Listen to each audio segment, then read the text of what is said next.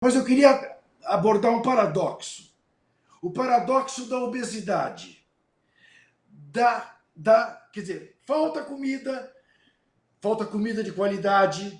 Aqueles que ainda podem vão para alimentos super massificados e tudo mais. E nós temos a questão da obesidade e da desnutrição, principalmente entre as crianças. Como fazer? Esse é um paradoxo que, infelizmente, não é um privilégio brasileiro, né? O mundo vive hoje o que a gente chama de pandemia da obesidade. Aliás, nós vivemos três pandemias simultâneas, né? A pandemia da desnutrição, a fome continua no mundo, aliás, cresce no mundo todo. A pandemia da obesidade. Então, nós temos um paradoxo que é, ao mesmo tempo, a fome e a obesidade conviverem na mesma pessoa, né?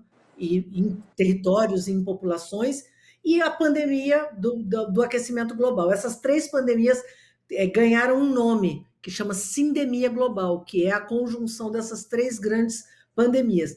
E no Brasil, nós vínhamos resistindo, Juca. Isso é uma questão que eu acho que é importante colocar, porque assim, o combate à fome no Brasil, que aconteceu com grande sucesso, ele acontecia simultaneamente à construção de uma estratégia de resistência ao que se chama transição alimentar. Se a gente pegar a Inglaterra hoje, por exemplo, nós temos 60% do que é consumido na Inglaterra como alimento ultraprocessado. As pessoas são obesas, se alimentam mal, né? Então a gente não tem uma situação de fome, mas tem uma situação de terrível de obesidade majoritária entre a população.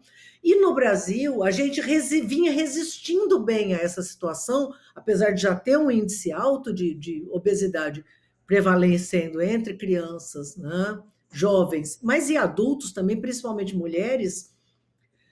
Mas existia um processo de resistência. O povo aqui, se você der a opção, se você der uma opção de comer um arroz, um feijão, um legume, um quiabo, uma carne moída, ou comer uma muqueca, né? Ou em diferentes regiões do país, né? Comer seus alimentos regionais, as pessoas não vão optar em comer porcaria, né? Coisa industrializada. Vão optar em comer comida de verdade. Então, o Brasil ainda resiste e garante essa cultura que nós temos alimentar tão forte, né? Garante que a gente ainda estivesse num ambiente onde as políticas públicas pudessem valorizar isso. Então, a gente vinha construindo uma estratégia muito importante para evitar o crescimento de produtos ultraprocessados. Vou pegar um exemplo que eu acho que talvez seja o melhor exemplo de todos de políticas públicas, ajudando a responder aqui uma das coisas que a Maria Rosane tinha perguntado e que eu acabei não respondendo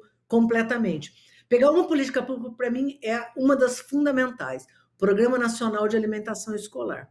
O Brasil tem um dos maiores programas nacionais de alimentação escolar do mundo, que existe desde depois da Segunda Guerra, não foi invenção do Petri, não. Né?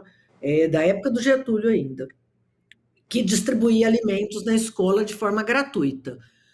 Mas em muitas escolas eles não tinham nem cozinha. Então a criança comia um biscoito, comia um lanche pronto, comia uma mistura cor-de-rosa com farináceo, parará. A gente construiu uma agenda para transitar desse lanche para comida de verdade dentro das escolas. E com isso, construir duas políticas ao mesmo tempo numa política só. Comprar alimento da agricultura familiar, camponesa e alimento local. Né? Então, a gente pegou com o dinheiro que o governo federal passa para as escolas, né, para os municípios, 30% desse dinheiro tem que ser comprado localmente, preferencialmente da agricultura familiar, e se tiver populações indígenas, quilombolas, preferencialmente deles, né, comunidades tradicionais. Com isso, você. Veja só que programa, que medida inteligente. Você junta tudo, né? Quando você compra localmente, você faz o dinheiro girar na cidade, ao invés de você ficar comprando para distribuir comida, né? Em Melgaço, na Ilha do Marajó, você compra comida no interior de São Paulo. Não, você compra localmente, você compra da agricultura familiar, você faz com que o dinheiro gire ali, você reduz emissões de carbono, porque não tem transporte, você reduz perdas e desperdícios, que a maior parte acontece no transporte. Então, você cria toda uma dinâmica econômica que favorece. Além disso, você compra localmente, portanto, a chance desse alimento ser fresco, né, a chance de comprar fruta, de comprar verdura, de comprar produto local, né, e não comprar uma coisa que essa criança não come em casa. Então, com isso, você valoriza a cultura, a economia, reduz emissões. O ganha-ganha perfeito. Né? Programa Nacional de Alimentação Escolar. Hoje, ninguém sabe quanto de alimento escolar está sendo comprado. Por quê? Porque o governo Bolsonaro parou de fiscalizar.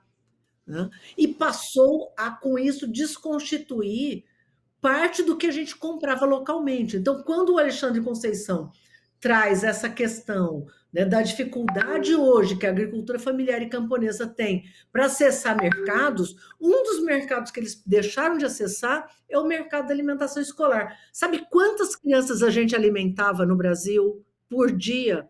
43 milhões. De novo, uma Argentina, né? Por É dia, isso. 5 dias na semana. É o chamado governo da destruição.